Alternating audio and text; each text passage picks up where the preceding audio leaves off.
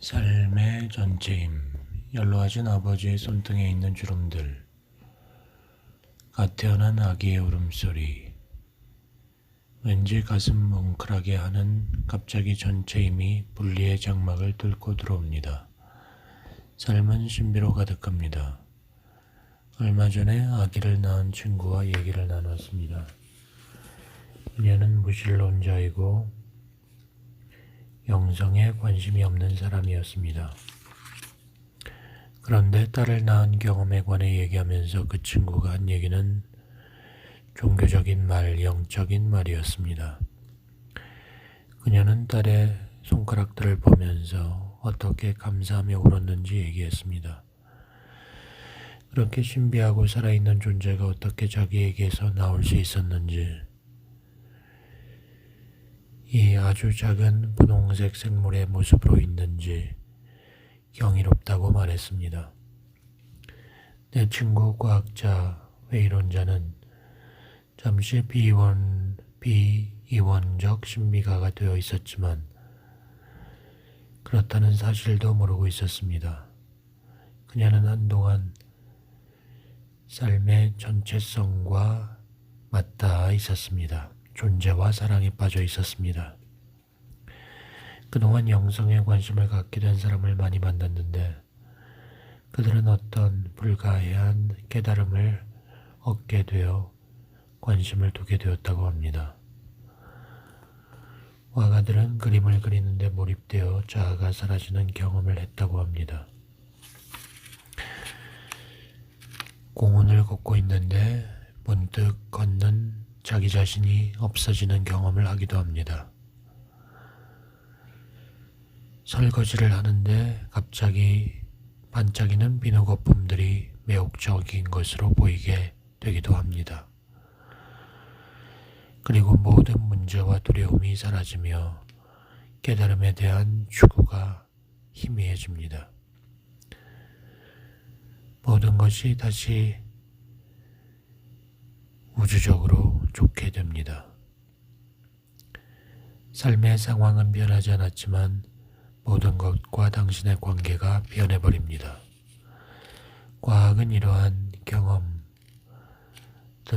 설명하지 못합니다.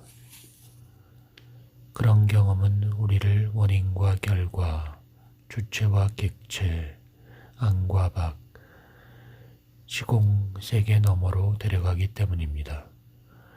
그런 경험은 설명하기 어렵습니다. 존재는 신비로 가득하며 때로는 분리된 자아의 갈라진 틈 사이로 빛이 비추어지기도 합니다. 그 짧은 순간 삶은 겉으로 보는 모습 이상이라는 무한한 우주적인 통찰이 있게 됩니다. 삶의 평범한 것들은 사실 전혀 평범한 것이 아니게 됩니다. 우리가 당연하게 여기는 것 속에는 하나의 신성한 성스러운 것이 존재하게 되는 것입니다. 이 전체성은 바깥에 있는 것이 아닙니다. 우리 영혼의 깊은 곳에 감춰 있지도 않습니다. 전체성은 바로 여기, 우리가 있는 곳에 있는데 우리가 보지 못하는 것일 뿐입니다.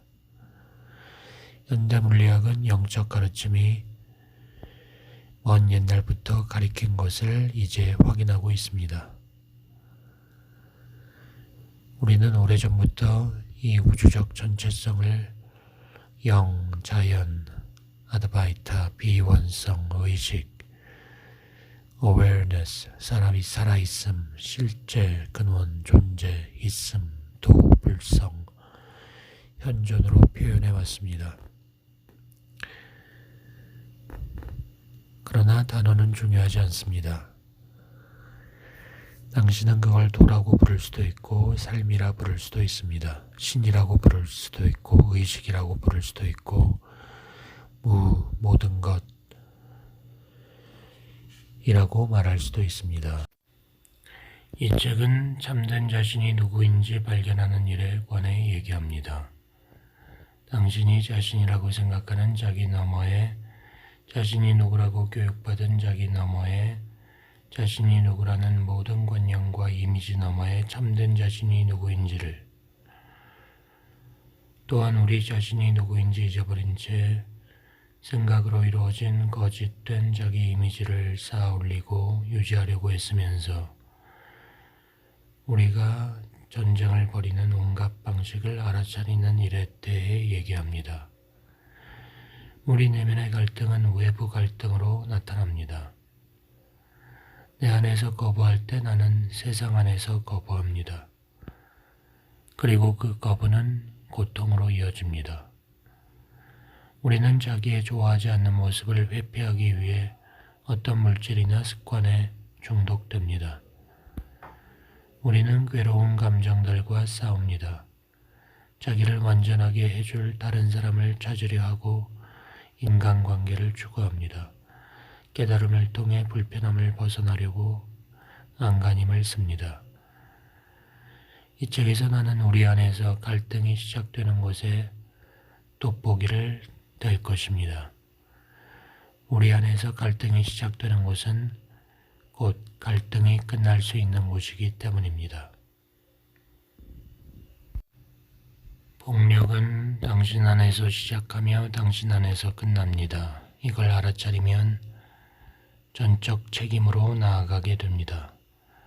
내가 제시하는 길은 인간 마음의 광기에서 벗어나는 길이 아니라 그 속으로 들어가는 길입니다. 고통의 해결책이 아니라 고통을 바라보는 다른 길입니다. 고통이 정말 무엇인지를 근본적 수준에서 이해하기 전에는 고통을 끝낼 희망이 없습니다. 그리고 우리가 고통을 이해할 때 참된 자유는 현재의 경험을 회피하는 게 아니라 그 경험 속으로 용감하게 뛰어들 때 발견됨을 알게 될 것입니다. 거기에서 아마 우리는 언제나 저 바깥에서 찾고 있던 평화와 사랑과 받아들임을 발견할 것입니다. 이렇게 자기의 고통에 관심을 기울이는 것은 이기적으로 보일 수도 있습니다. 그러나 기억하십시오. 당신 안의 모든 고통은 반드시 저 바깥의 세상으로 투사될 것입니다. 당신과 세상은 하나입니다. 당신이 자기 안에서 어떤 것과 전쟁을 벌인다면 세상에서도 그것과 전쟁을 벌일 것입니다. 만일 당신 안에 폭력과 분리가 남아있다면 당신은 그것을 인간관계로, 직장으로, 세상으로 가져올 것입니다. 세상은 당신의 투사일 뿐입니다. 열린 마음으로 고통을 탐구해야 합니다. 고통이 어떻게 생겨나는지 파악해야 합니다. 죄악의 두려움, 슬픔, 충족되지 않은 가장 깊은 갈망을 바라보아야 합니다. 그것을 직면하고 가장 받아들이기 어려워 보이는 자기의 부분들까지 깊이 받아들일 수 있는 자리를 발견해야 합니다. 그 어둠을 직면하고 마침내 어둠은 빛과 분리되어 있지 않음을 보는 것에 자유가 있습니다. 당신이 늘 찾으려 하던 것은 죄악의 두려움 속에도 숨겨져 있었음을 알아차리는 것에 자유가 있습니다. 토머스 하디의 말을 바꿔보자면 더 나은 것을 향해 가는 길이 있다면 그것은 죄악의 것을 충분히 바라보는 데 있습니다. 고통이 어떻게 자기 안에서 생겨나는지를 이해하면 고통이 어떻게 모든 사람 안에서 생겨나는지도 이해하게 됩니다. 아픔을 나의 것으로 여길 때 나는 내 개인적 고통의 거품 속에 빠져 불행하다고 느끼게 됩니다. 그러나 나만의 아픔이라는 개인적 이야기를 넘어서면 나는 그 아픔이 사실은 나의 아픔이 아니라는 것을 발견합니다. 그것은 세상의 아픔, 인류의 아픔입니다. 내 연인이나 배우자가 나를 떠날 때 나는 사랑하는 사람을 잃은 모든 사람이 됩니다. 현재 경험의 가장 친밀한 깊은 곳에서 나는 나 자신이 바로 내가 구하려 애쓰는 우주임을 발견합니다. 나 자신이 바로 내가 세상에서 실천하려 애쓰는 연민임을 발견합니다. 나 자신이 바로 다른 사람들임을 발견합니다. 가장 고통스럽고 친밀하게 개인적인 경험들의 한가운데에서 나는 존재의 비개인적인 진실을 발견하며 거기에서 나는 자유롭습니다. 나는 영적인 가르침이 개인적인 것에서 벗어나는 길을 이야기하지만 개인적인 것과 비개인적인 것은 친밀하게 하나이며 이런 식으로 구분될 수가 없습니다. 구분은 모든 고통의 뿌리입니다. 어떤 면에서 이 책은 필요한 것이 아닙니다. 당신은 이미 자기 자신으로 완전합니다. 다른 면에서 말하자면 아마 당신은 자기가 이미 완전함을 알아차리지 못할 것입니다. 아마 당신은 여전히 해답을 추구하고 사랑을 추구하고 깨달음을 추구할 것입니다. 당신의 고통은 저주나 처벌이나 비정상이 아니며 어떤 식으로든 당신의 실패를 보여주는 신호가 아닙니다. 고통은 언제나 현재의 경험을 탐험하러 출발하기에 좋은 지점입니다. 만일 내가 실제 겪은 방식으로 고통을 겪지 않았다면 내가 알던 모든 것에 질문을 던지지 않았을 것이고 내가 전쟁을 벌이던 모든 것 안에서 내가 부인하려고 하던 내면의 모든 것 안에서 자유를 발견하지 못했을 것입니다. 나는 당신에게 특별한 영적 경험을 약속하지 않습니다. 나는 영적 구루가 아닙니다. 특별하게 깨달은 존재로 자기를 보지 않습니다. 당신과 근본적으로 같습니다.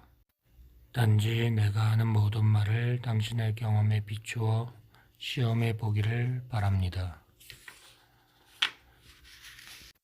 우리는 왜 고통받는가?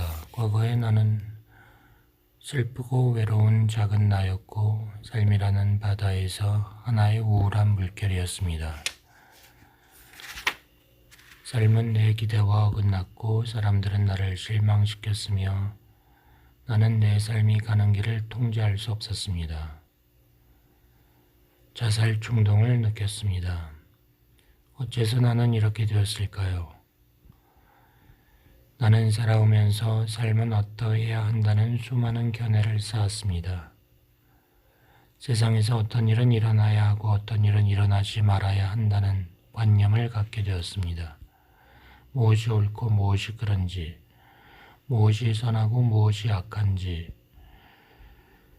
관해 수많은 결론을 내렸습니다. 삶은 내가 원하는 모습이 되도록 허용하지 않았습니다. 삶은 나를 이해해 주지 않았습니다. 그런데 20대 중반에 통찰이 깊어지면서 나의 우울은 가장 근본적인 수준에서는 사실 삶에 대한 저항이라는 것을 분명히 보게 되었습니다. 우울이라 불리는 것은 내게 일어나고 있지 않았습니다.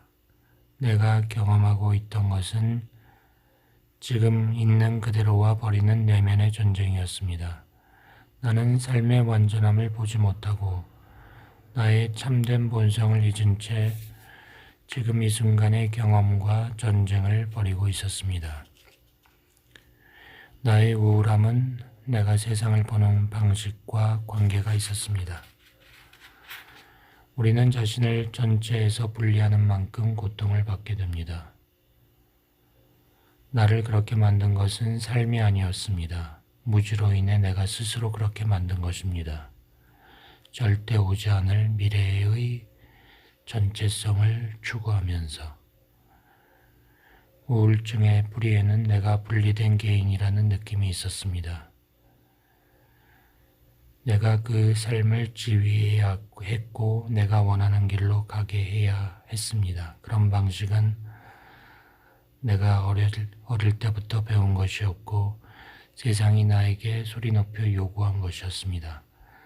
나는 내 삶을 통제해야 했고 내가 원하는 것을 알고서 밖에서 나가 얻을 수 있어야 했습니다.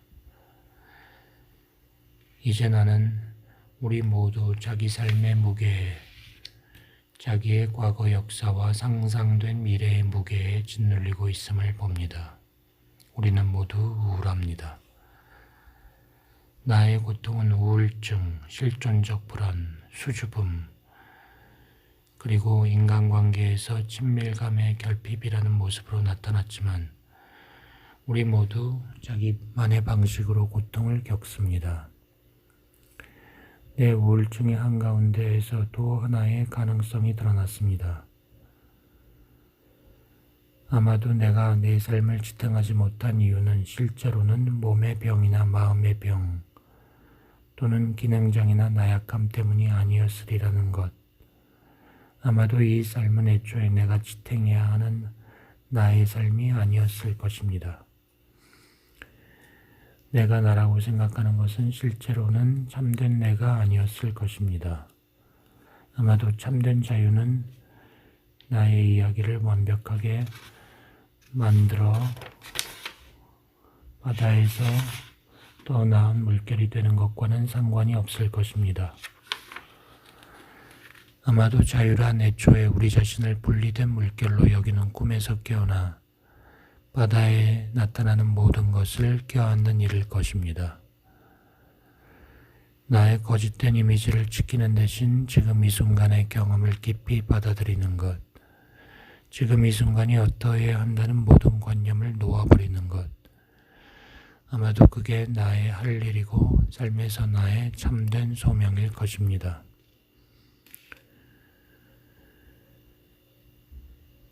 나는 누구에게도 근본적인 문제가 있다고 믿지 않습니다. 내가 목격하는 바는 수많은 사람들이 추구를 한다는 사실입니다.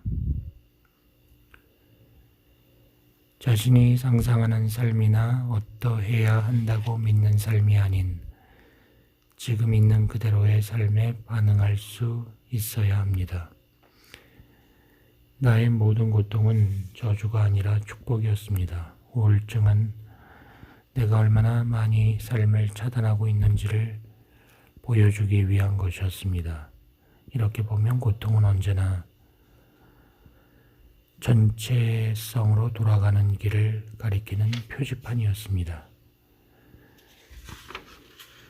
우리의 환경이나 상황은 우리에게 고통을 일으키는 진정한 원인이 아닙니다. 우리가 고통을 받는 것은 환경에 대한 우리의 반응 때문입니다. 우리가 고통을 받는 것은 오직 우리가 추구할 때뿐이고 오직 지금 이 순간 경험하는 일에 어떤 면을 피하려 할 때뿐입니다. 우리의 고통은 자신이 느끼는 것을 느끼지 않으려는, 바로 지금 자신이 경험하는 것을 경험하지 않으려는 태도의 원인이 있습니다. 깨어남은 삶에 참여하는 것의 끝이 아닙니다. 참여의 시작입니다. 역설적으로 삶이 얼마나 완벽한지를, 어떻게 모든 일이 정확히 그래야 하는 대로 일어나는지를 깨달을 때 우리는 이전보다 더 자유롭게 세상으로 들어가며 세상 일을 더 낫게 변화시킬 수 있습니다. 어떤 사람이 정확히 있는 그대로 얼마나 완벽한지를 볼 때 당신은 그들이 불완전하다고 여기는 것을 제대로 살펴보도록 이전보다 더 자유롭게 도울 수 있습니다. 이제 당신의 행동은 그들에게 문제가 있으니 고쳐야 한다는 억측에서 나오지 않습니다. 당신은 그들이 이미 전체 힘을 봅니다. 그리고 그 깊은 깨달음으로 그들이 자기 본래의 전체성으로 돌아가는 길을 가르쳐 줍니다. 전체성에 불이 내린 채 당신은 분리되어 보이는 것들의 춤에 완전히 참여합니다. 더는 삶을 고치려고 애쓰지 않을 때 아마 당신은 삶에 도움이 될 것입니다. 더는 사람들을 고치려고 애쓰지 않을 때 당신은 그들에게 축복이 될 것입니다. 당신이 그런 태도에서 빠져나올 때 참된 치유가 일어날 것입니다.